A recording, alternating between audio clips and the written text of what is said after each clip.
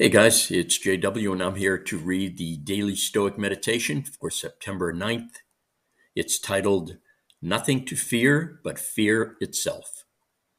But there is no reason to live and no limit to our miseries if we let our fears predominate. And that's from Seneca Moral Letters. In the early days of what would become known as the Great Depression, a new president named Franklin Delano Roosevelt was sworn in and gave his first inaugural address. As the last president to hold office before the 20th Amendment was ratified, FDR wasn't able to take office until March, meaning that the country had been without strong leadership for months.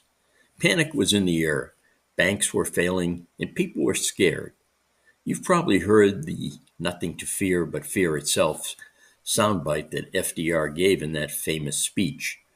But the full line is worth reading because it applies to many difficult things we face in life. Here it is. Let me assert my firm belief that the only thing we have to fear is fear itself. Nameless, unreasoning, unjustified terror which paralyzes needed efforts to convert retreat into advance. The Stoics knew that fear was to be feared because of the miseries it creates. The things we fear pale in comparison to the damage we do to ourselves and others when we unthinkingly scramble to avoid them. An economic depression is bad. A panic is worse. A tough situation isn't helped by terror. It only makes things harder. And that's why we must resist it and reject it if we wish to turn this situation around. Well, that's the Daily Stoic Meditation for today, September 9th. I want to thank you for joining me. I'll talk to you soon. Take care.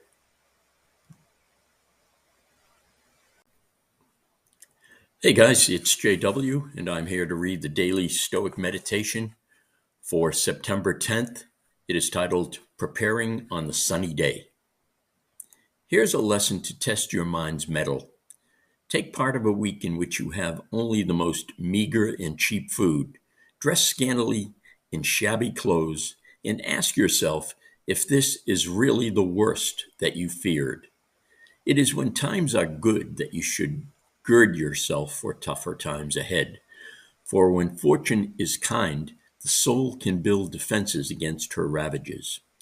So it is that soldiers practice maneuvers in peacetime, erecting bunkers with no enemies in sight and exhausting themselves under no attack so that when it comes, they won't grow tired. And that's from Seneca Moral Letters. What if you spent one day a month experiencing the effects of poverty, hunger, complete isolation, or any other thing you might fear? After the initial culture shock, it would start to feel normal and no longer quite so scary. There are plenty of misfortunes one can practice, plenty of problems one can solve in advance. Pretend your hot water has been turned off. Pretend your wallet has been stolen. Pretend your cushy mattress was far away and that you have to sleep on the floor, or that your car was repossessed and you have to walk everywhere. Pretend you lost your job and need to find a new one.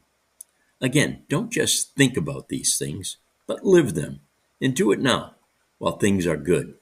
As Seneca reminds us, it is precisely in times of immunity from care that the soul should toughen itself beforehand for occasions on greater stress.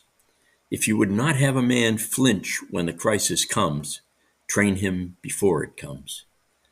And that's the Daily Stoic Meditation for September 10th. I want to thank you for joining us. I hope to see you again tomorrow.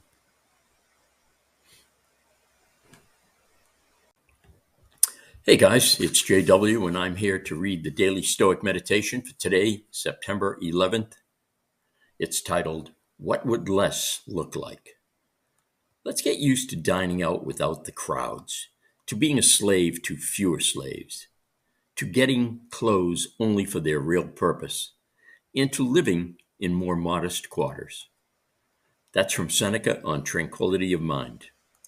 The writer Stefan Zweig, known for his Stoic-esque wisdom, was at one point one of the best-selling authors in the world, only to have his life destroyed by the rise of Hitler. It's a sad yet timeless rhythm of history. Politicians are run out of office for taking a stand we later recognize as courageous. Countless hardworking and prosperous couples have their money stolen by financial crooks. Someone is accused of a crime but not vindicated until years later. At any moment, we may be toppled from our perch and made to do with less money, less recognition, less access, less resources, even the lesses that come with age, less mobility, less energy, less freedom. But we can prepare for that in some way by familiarizing with ourselves with what that might feel like. One way to protect yourself from the swings of fate and from the emotional vertigo that can result is by living within your means now. So today we can try to get used to having and surviving on less so that if we are ever forced to have less, it would not be so bad. And that's the Daily Stoic Meditation for September 11th. Thank you for joining us. I hope to see you again tomorrow. Take care. Hey guys, it's JW, and I'm here to read the Daily Stoic Meditation for today, September 12th. It's titled, Be Down to Earth or Be Brought Down. Zeno always said that nothing was more unbecoming than putting on airs, especially with the young. And that's from Diogenes Laertius' Lives of the Eminent Philosophers. Socrates' famous letter to Demonicus, which later became the inspiration for Polonius's To Thine Own Self Be True speech, holds a similar warning to Zeno. Writing to the young man, Socrates advises, be affable in your relations with those who approach you, and never haughty, for the pride of the arrogant, even slaves, can hardly endure. One of the most common tropes in art, from ancient literature to popular movies, is the brash and overconfident young man who has to be taken down a peg by an older, wiser man. It's a cliche because it's a fact of life. People tend to get ahead of themselves, thinking they've got it all figured out and are better than those that don't. It becomes so unpleasant to put up with that someone has to drop some knowledge on them. But this is an entirely avoidable confrontation. If the bubble is never inflated, it won't need to be popped. Overconfidence is a great weakness and a liability. But if you are already humble, no one will need to humble you, and the world is much less likely to have a nasty surprise in store for you. If you stay down to earth, no one will need to bring you, oftentimes crushingly so, back down. And that's the Daily Stoic Meditation for today, September 12th.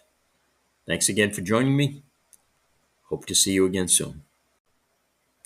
Hey guys, it's JW, and I'm here today to read the Daily Stoic Meditation for September 13th. It's titled, Protecting Our Inner Fortress from Fear. No, it's events that give rise to fear. When another has power over them or can prevent them, that person becomes able to inspire fear. How is the fortress destroyed? Not by iron, not by fire, but by judgment.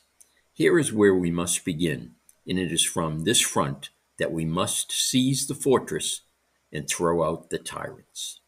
And that's from Epictetus' Discourses. The Stoics gave us a marvelous concept, the inner citadel. It is this fortress, they believed, that projects our soul, that protects our soul.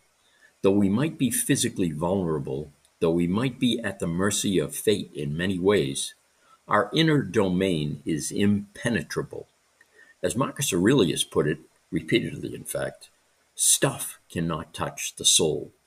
But history teaches us that impenetrable fortresses can still be breached, if betrayed from the inside. The citizens inside the walls, if they fall prey to fear or greed or avarice, can open the gates and let the enemy in. This is what many of us do when we lose our nerve and give in to fear. You've been granted a strong fortress. Don't betray it. And that's the daily Stoic meditation for September 13th. I want to thank you for joining us, and I'll talk to you tomorrow. Hey guys, it's JW, and I'm here to read the daily Stoic meditation for today, September 14th. It is titled A Different Way to Pray. Try praying differently and see what happens.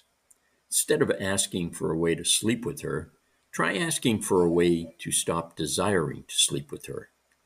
Instead of a way to get rid of him, try asking for a way to not crave his demise. Instead of a way to not lose my child, try asking for a way to lose my fear of it. And that's from Marcus Aurelius' Meditations. Prayer has a religious connotation, but in life we all find ourselves hoping and asking for things.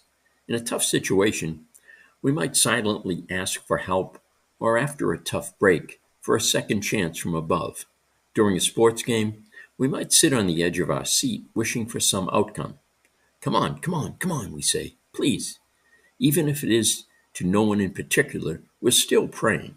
Yes, it's so revealing in these moments when we're privately, powerfully yearning for something, just how nakedly selfish our requests usually are. We want divine intervention so that our lives will magically be easier. But what about asking for fortitude and strength so you can do what you need to do? What if you sought clarity on what you do? Control. What is already in your power? You might find your prayers have already been answered. And that's the Stoic meditation for today, September 14th. I want to thank you for joining us. I'll talk to you soon. Hey guys, it's JW, and I'm here to read the daily Stoic meditation for September 15th. It is titled, A Garden is Not for Show. First, practice not letting people know who you are. Keep your philosophy to yourself for a bit. In just the manner that fruit is produced, the seed buried for a season, hidden, growing gradually so it may become to full maturity. But if the grain sprouts before the stalk is fully developed, it will never ripen. This is the kind of plant you are, displaying fruit too soon, and the winter will kill you. And that's from Epictetus' Discourses. After all you've read, it might be tempting to think, this stuff is great, I get it, I am a Stoic. But it's not that easy. Just because you agree with the philosophy doesn't mean the roots have fully taken hold in your mind. Fooling with books so you can sound smart or having an intimidating library is like tending a garden to impress your neighbors. Growing one to feed a family? That's a pure and profitable use of your time. The needs of Stoicism are long underground. Do the work required to nurture and tend to them, so that they and you are prepared and sturdy for the hard winters of life. Okay, that's the daily Stoic meditation for today, September 15th. I want to thank you for joining us, and I'll talk to you soon.